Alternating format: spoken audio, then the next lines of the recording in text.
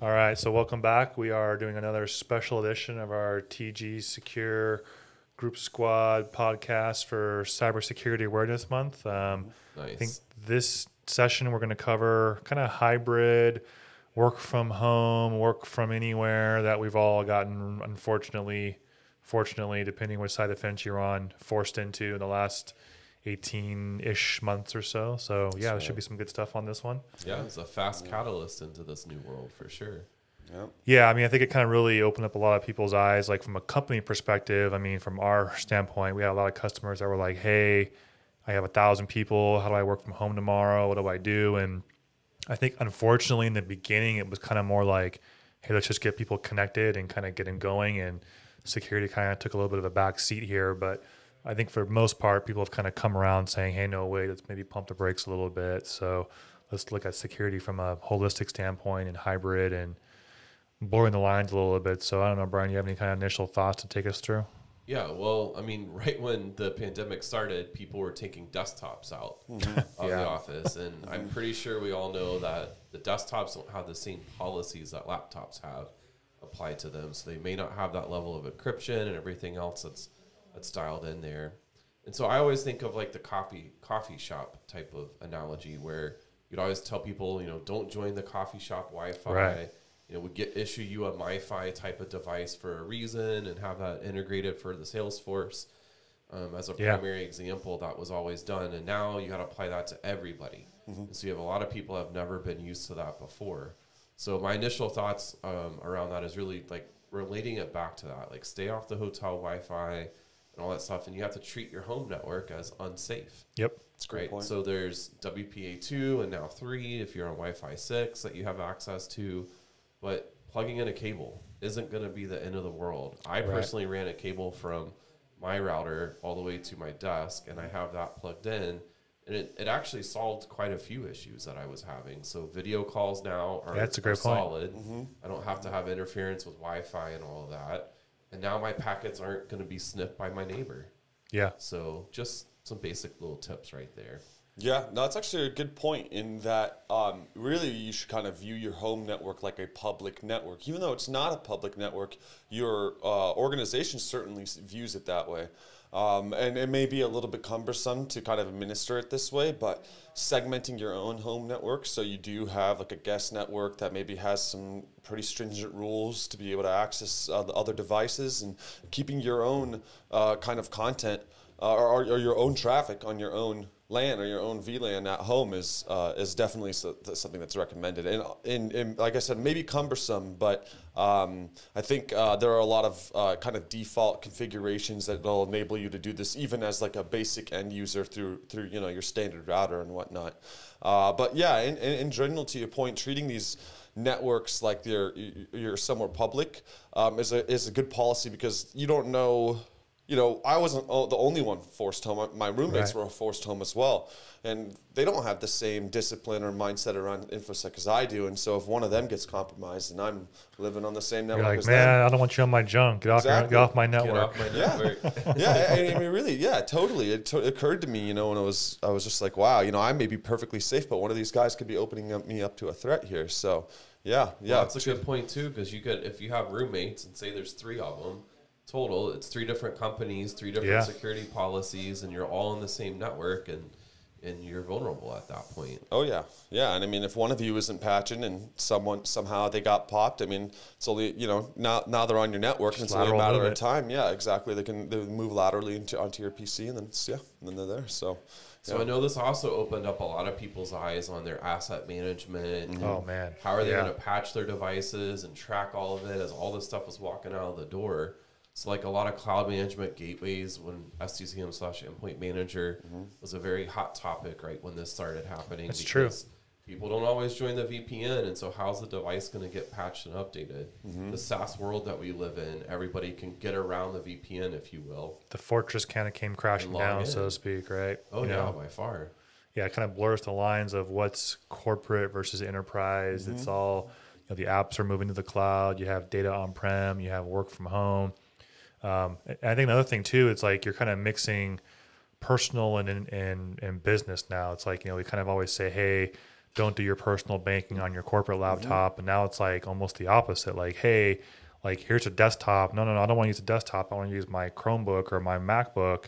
And then corporations were kind of forced to do almost BYOD. And then it was like, hey, now I have the opposite problem. Yeah. Don't do my work stuff on your personal laptop, but it's all blurred together, right? So having those strict kind of, asset inventory, I think is number one. It's like, who or what's on my network, and then how do I better control it? And, maybe some of these devices that don't have as strict a control and, aren't on the domain, so to speak, right? Things like that now are a huge risk at play.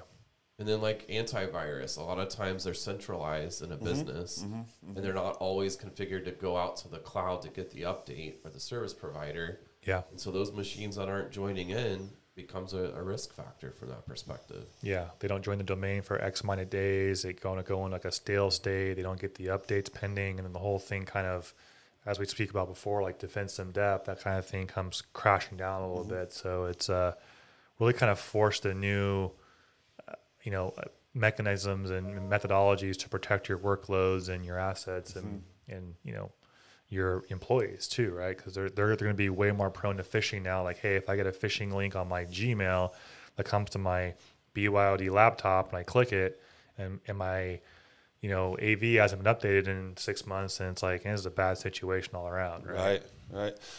Yeah, and it puts the onus on kind of the users to really stay sharp, but then it also puts the onus on the companies to have controls in place that will honestly restrict even the least common denominator. So you kind of have to standardize usage of a VPN, not only in policy, but maybe activate like a kill switch. If the VPN's off, you don't have network, right? And that's not something that's impossible to enable on a corporate machine.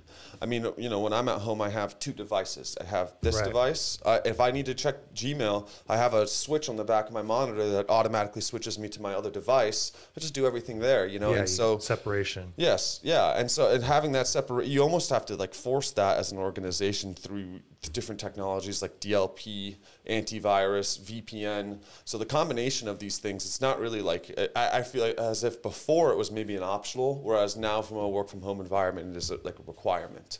So yeah, I think the drawback to this too, it's like from as an end user, work from home, it's you think how you want of it, but for the most part, people do like that and have the freedom.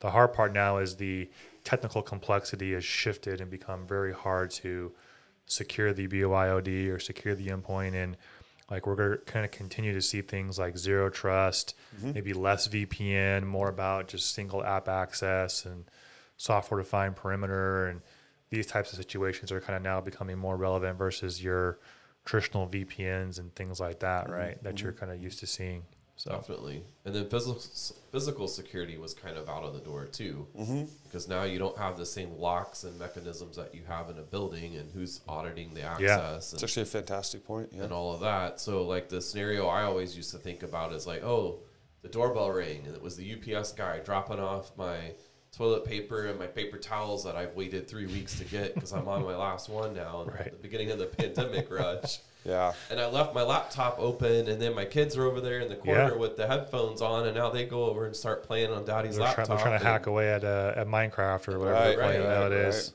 So it's important to follow the same things that you would do in the office from that perspective, is lock your machine when you get up and walk away.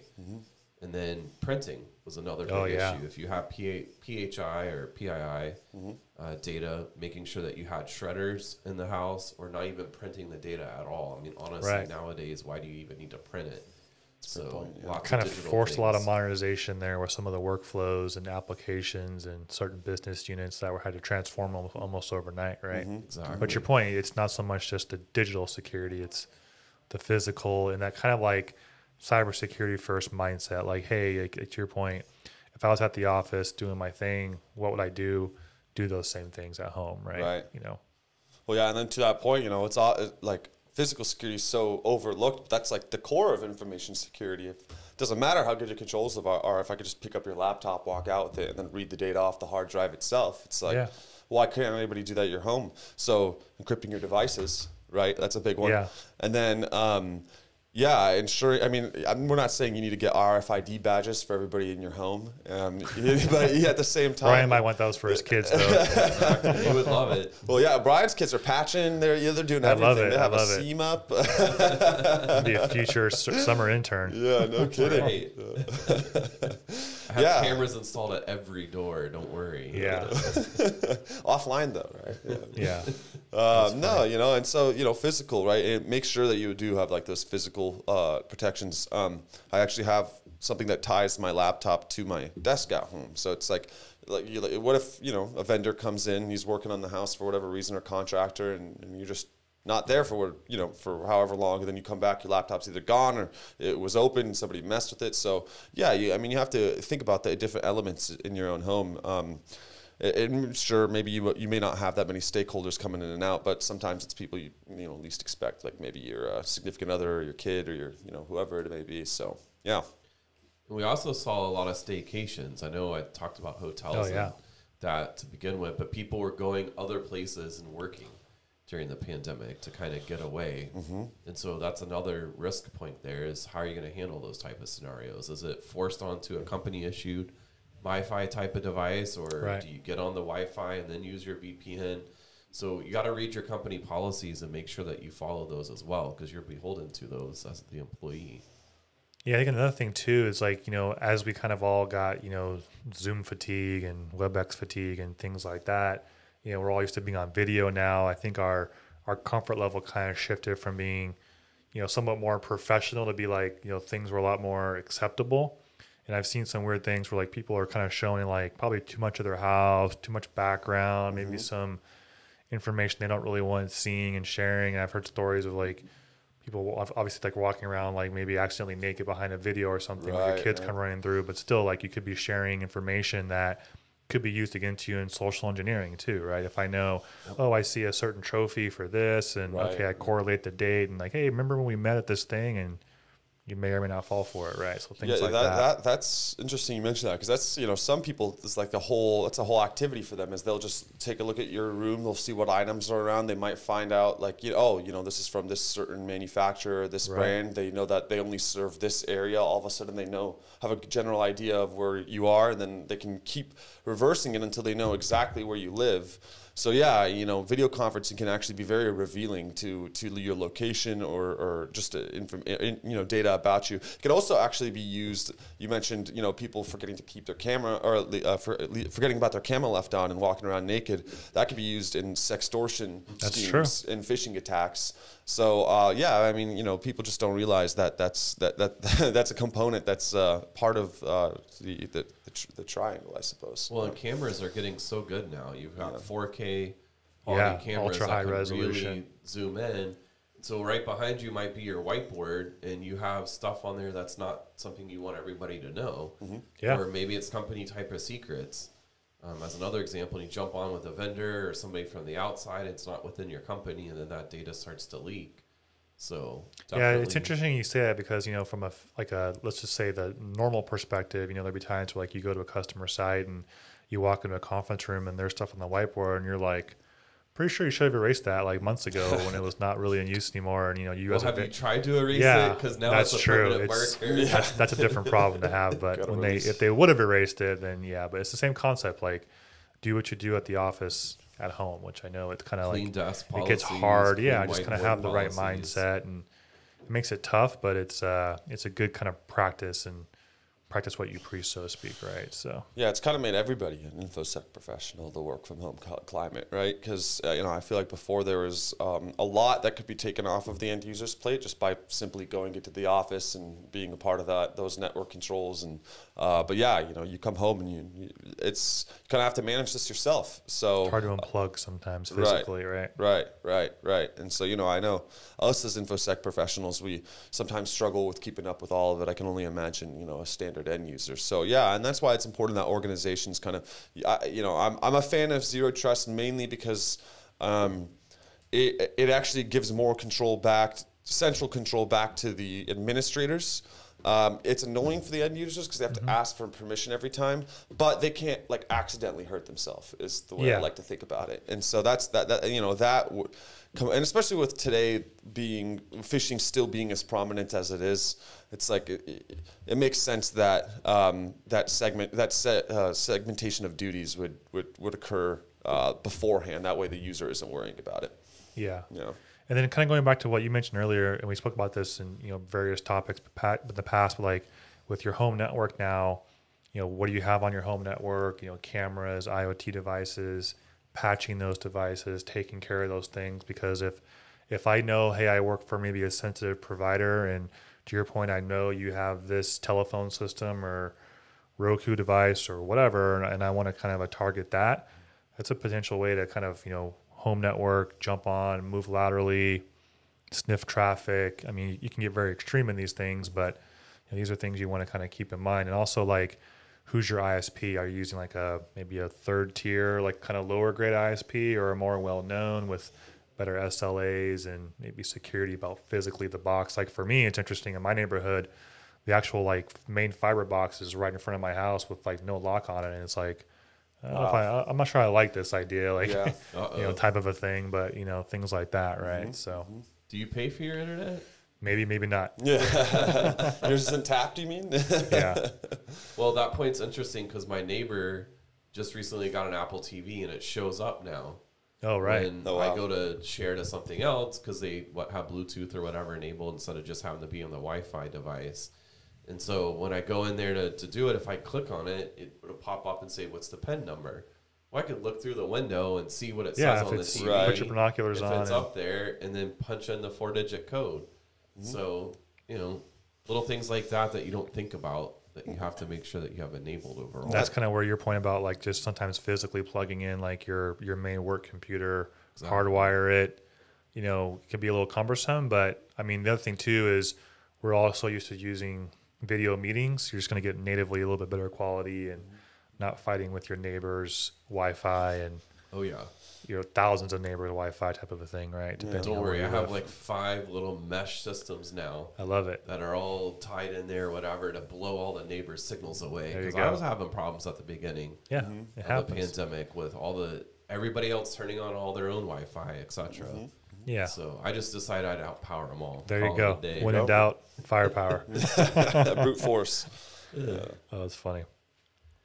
So disposing of equipment, I think that's something else as well. So, a kid dumped some water on the laptop or whatever. Was there a policy in place to ship that device back to have it properly disposed of? Because we can't always assume full encryption's always used. I mean, we would like to think that. But that's another thing is understanding those type of policies and replacements. And was the help desk able to ship out new equipment and new devices, or were they instructed? It's a struggle for them. True, to go to Best Buy and buy another one, or Amazon and order it online. What was the policy wrapped around that? And I think what compounded that is just like the initial supply chain. I think we all know that getting things is really hard right now. So it could take weeks to get a laptop. So it's probably more, hey, just go buy a new hard drive and we're going to reimage it. It's like, okay, well then what do you do with the old one? And again, kind of like what's your framework? What are the policies on that? And that should drive everything else behind it. But I think work from home kind of blurred a lot of these lines, and again, a little bit relaxed in some of these regards and versus some other things. Yep. So buy your Christmas now, because there really are 80 boats off the coast. Oh, no, we see it in Long Beach. I mean, you can see it up there. All the cargo ships backed up. Yeah. Wow. It's interesting. It's a real problem. Yeah. So I also think to you guys' point about treating your home network like a hotel or kind of guest network, if you will, is a really good point. And segment as much as you can. Stay on your company VPN when you can. Yeah, if you can, absolutely. I mean, there's no harm in it, right? It's not going to do anything adversely in the long run, right? It's only going to help protect you. And those controls are in place for a reason on-prem, and they need to kind of somewhat merge to that hybrid kind of workforce there, and be cyber smart. Same thing like password complexities, and so a lot of the things we talked about on earlier shows still carry over. MFA where you can on your apps, and this is where even like if you're kind of blending personal and corporate work on a single machine, definitely want to be mindful of MFAing your personal apps and banking records and things like that, right? So Yeah, and I think from, there, of course, this is kind of controversial, whether, what kind of cloud model you should use, how much should be in the cloud, how much should be on-prem. But I think in a work-from-home scenario, using centralized storage is a good idea. If anything ever happens to those machines locally, those employees can still access that data from a centralized server. And then using DLP in conjunction with that. So that way, it's if somebody does get access to their local system, they're very limited in what they will be able to pull off the device, and everything is still stored in the cloud. Whether that be a private cloud owned by a company or a public cloud. But either way, I think when a work from home model, there's more benefit to having it that way as opposed to running everything locally. Yep. Well, the other thing that just popped up that I can't believe we haven't talked about yet is desktop as a service. Yeah. And having VDI. So that's a great use case of having your data in the cloud where you can spin up that machine. We've talked about that in the past where, in a crunch, you fire up a Windows machine and you can have it up in AWS or Azure or GCP or wherever your cloud of choice is, and be able to spin up and get back to work on some other device. Yeah, a lot of customers went that route. And then from a security perspective, you kind of almost air gap it, right? Because you have everything kind of centrally running in this, public cloud or private cloud, whatever you're doing. And then this becomes just a, interface and KVM, right? Keyboard, video, monitor. And then to your point, you can then better control DLP and the corporate policies kind of remain in the cloud, and you're just providing that, screen to screen type sharing. And it could be pretty quick. It's, cost effective in a lot of regards if you do it right and, on demand. And it's like, hey, I got a mobile workforce tomorrow that needs 2,000 devices. You're not going to get 2,000 laptops overnight. Great. Let's spin up a public cloud instance and use whatever asset you have. And you can use Chromebooks or iPads at that point and just connect in and boom, you're off and running. So from a security perspective, there's a lot of great benefits to that desktop as a service VDI model for sure. Yeah, and then you can really be selective about who needs that type of service, right? Like a power user, an IT member, a staff member, an IT security staff member. Okay, they have the skills and capabilities to maybe manage the controls on their own, and you can maybe bring home a device like this. But for your typical end user, maybe that's enough. Maybe desktop as a service is all they need. Do they need access to all these different files or applications, or do they just need a minimal apps, a minimal set of files, and that's it? So if you can provision that through a SaaS-based system which has the policies baked into the back end, then it takes the onus off of them, and like you said, it air gaps or segments rather the critical data from the end user so that they can still access and manipulate it, but at the same time they're not in ownership of it. It's not local. They can't lose it, and it kind of solves some of the printing issues too, or if more like maybe printing from like a financial, if they're printing checks or things like that, you can really continue to control that and stuff like that. So. Totally agree. I think a lot of these things that we've evolved and learned over the kind of work from home are kind of here to stay. I don't think it's ever going to be back to the fortress, if you will, of everything behind closed doors, and apps are living all over the place. Your data lives everywhere. Everything is so kind of true hybrid cloud now that we as cybersecurity professionals and whatnot have to kind of adapt our methodologies and enable the users to work from anywhere, but provide that level of security and trust and do things better, smarter, quicker. So yeah, it's like a scale between like security, and I know it's usually comfort, but it's almost like scale in this situation where it's like you want to have everything centralized and behind closed doors, but it's so much harder to scale that way. So you kind of have to open the gates up a little bit. So yeah, it is really about figuring out how that link between the two is secured. So defense and death model, like we've mentioned in previous podcast, certainly does wonders. Yep. Well, in closing for me, I think one of the big things is it's not too late to go back and do a gap assessment. Just because you haven't done one since you left doesn't mean it's not, now's the time. In other words, like don't wait, don't delay. Go get a gap assessment done on what has changed in your environment and how you can continue to improve and get better from that perspective. Mm-hmm. It's a really good point. So I think in the beginning it was kind of like this rush. And now that we've kind of like pumped the brakes a little bit, it's a good time to kind of go back, reevaluate what controls you have, what you're really doing, and maybe kind of fine tune the screws a bit to tighten up security just a little bit on those work from anywhere, work from home people. Exactly. So, cool. Very Well, nice. guys, thanks for joining, and thanks to our viewers for checking this one out. Again, this is our kind of a Cybersecurity Awareness Month special, so we have a couple more of these coming. Subscribe, like, comment, and yep, thanks. Bye. Thanks, guys. See ya.